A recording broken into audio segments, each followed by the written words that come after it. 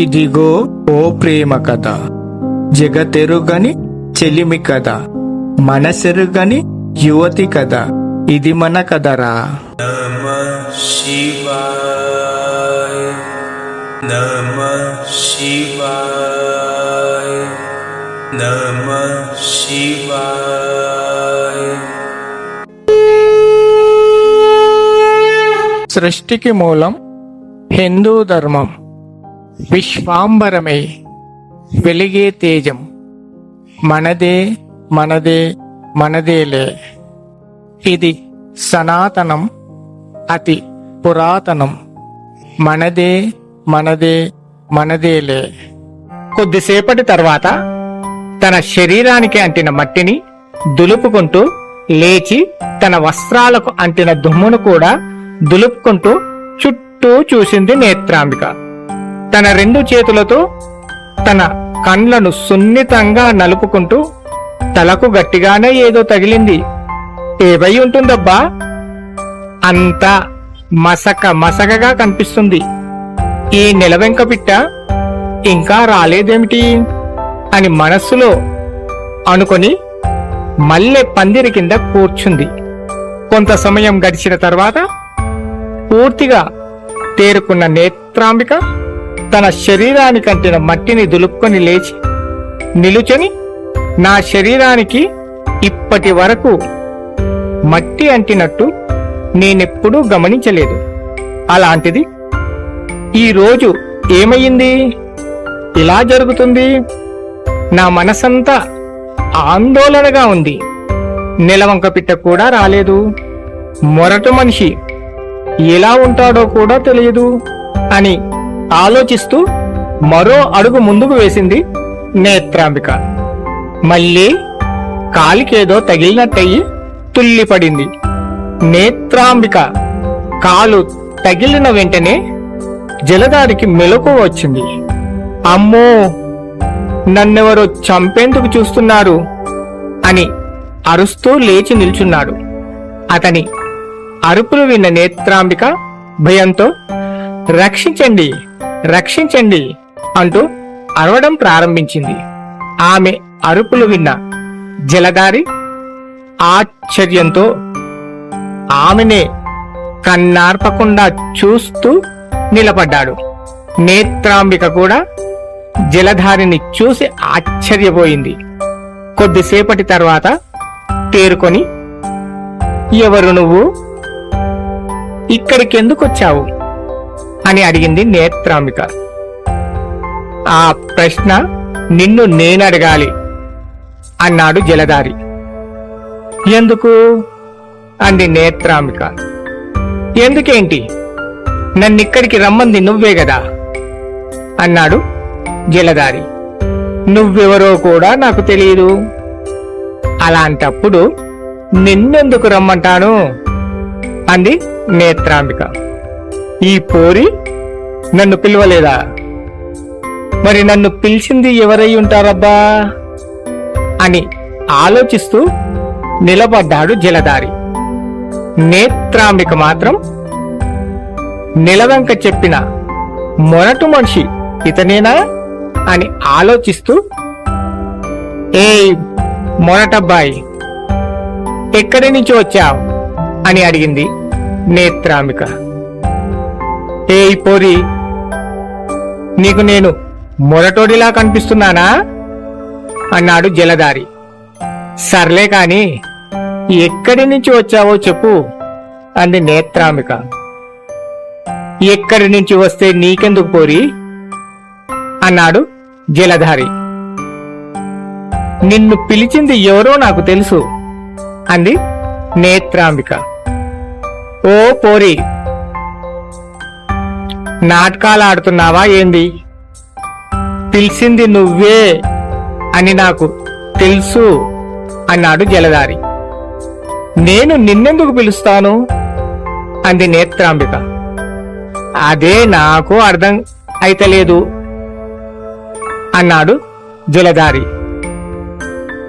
నీకు అర్థమయ్యేలా చెప్పనా అంది నేత్రాంబిక. నిన్ను అని పిలుస్తుందేంటి? అప్పుడేమో మర్యాదగా పిలిచింది, గిప్పుడేమో నీకేం తెలియదంటుంది. గీ పోరి మాటలు నమ్మొద్దు అని మనసులో అనుకుంటూ చెప్పు అన్నాడు జలధారి. నాతో రా, నీకొకటి చూపిస్తా అంది నేత్రాంబిక. నువ్వెవరో తెలియదు, ఎట్లా రావాలే అన్నాడు జలధారి. నా పేరు నేత్రాంబిక, అందరూ నన్ను నేత్రా అని పిలుస్తారు అంది నేత్రాంబిక. ఓ పోరి, ఎవరు నిన్ను ఎట్లా పిలిస్తే నాకేంది అన్నాడు జలధారి. నేనెవరో తెలియదన్నావుగా, అందుకే చెప్తున్నా అంది నేత్రాంబిక. గిప్పుడు కూడా గదే చెప్తున్నా, నువ్వెవరో నాకు తెలియదు.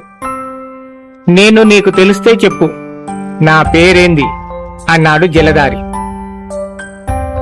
నేను చెబుతున్నది కూడా అదే. నిన్ను నన్ను ఇక్కడికి పిలిచిందెవరో నాకు తెలుసు. నిన్ను పిలిచినోళ్ళ దగ్గరికి తీసుకెళ్తా, వస్తావా అంది నేత్రాంబిక. ముందు నువ్వెళ్తే నీ వెనకాలే నేనొస్తా అన్నాడు జలధారి.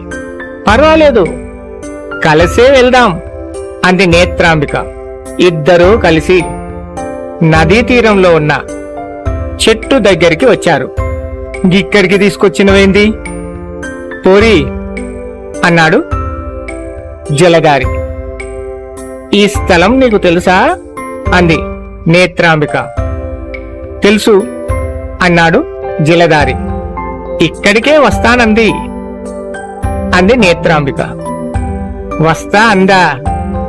ఎవరా పోరి అన్నాడు జలధారి. పోరి ఎవరు అడిగింది నేత్రాంబిక. గదే నేనడుగుతున్నది. ఇక్కడికొస్తా నన్న పోరెవతి అన్నాడు జలధారి. ఓ అదా, అది పోరి కాదు అంది నేత్రాంబిక. పోరిని కాకుంటే పోరగాన్ని అది అంటారా ఏంది అన్నాడు జలధారి. నువ్వెప్పుడు పోరి పోరగాళ్ళ గురించి తప్ప వేరే ఏం మాట్లాడవా అంది నేత్రాంబిక. నాకేం తెలియకుంటే ఏం మాట్లాడాలే అన్నాడు జలధారి. వీణ్ణి అమాయకుడనాలా లేక పిచ్చోడనాలా అర్థం కావటం లేదు. వీడి పరిచయమైనప్పటి నుంచి చూస్తున్నా, పోరి అనే మాట తప్ప వేరే ఏ మాట రావడం లేదు. మనసులో అనుకునేదల్లా బయటకు అనేసింది నేత్రాంబిక. నిన్ను పోరి అనక పోరగాడనాలా అన్నాడు జలధారి. నా పేరు నేత్రాంబిక, కనీసం నేత్రా అని పిలవచ్చు కదా అంది నేత్రాంబిక. జలధారికి ఆమె పేరు పలకడం రాలేదు. నేత్రాంబిక పేరు పలకడానికి నానా అవస్థలు పడుతున్నాడు. అతని అవస్థ చూసి గట్టిగా నవ్వింది నేత్రాంబిక. గట్ల నవ్వుతవేంది పోరి, నేను గిట్ట మాట్లాడమే మా ఎక్కువ అన్నాడు జలధారి. సర్లే, నువ్వు నన్ను పోరి అనే పిలువు, వినడానికి బావుంది అంది నేత్రాంబిక చిన్నగా నవ్వుతూ. అయితే ఇప్పటి నుంచి నువ్వు నా పోరివన్నమాట అన్నాడు జలధారి. ఏయ్, ఏమంటున్నావు? నీకు నా పేరు పలకడం రాకపోయేసరికి పోరి అని పిలిచినా పలుకుతానన్నానని నా పోరి అంటున్నావేంటి అంది నేత్రాంబిక. ఇప్పుడే కదా పోరి పోరి అని పిలువమన్నావు, అప్పుడే కోపమొస్తే ఎట్టా అన్నాడు జలధారి. నేను పోరినే, కాని నీ పోరిని కాదు అంది నేత్రాంబిక. అప్పుడే నెలవంక పిట్ట అక్కడికి వచ్చి అక్కడున్న చెట్టు కొమ్మపై వాలింది. జలధారి నేత్రాంబిక వాదులాడుకోవడం చూస్తూ, మీరింకా బ్రతికే ఉన్నారా అంది నెలవంక పిట్ట.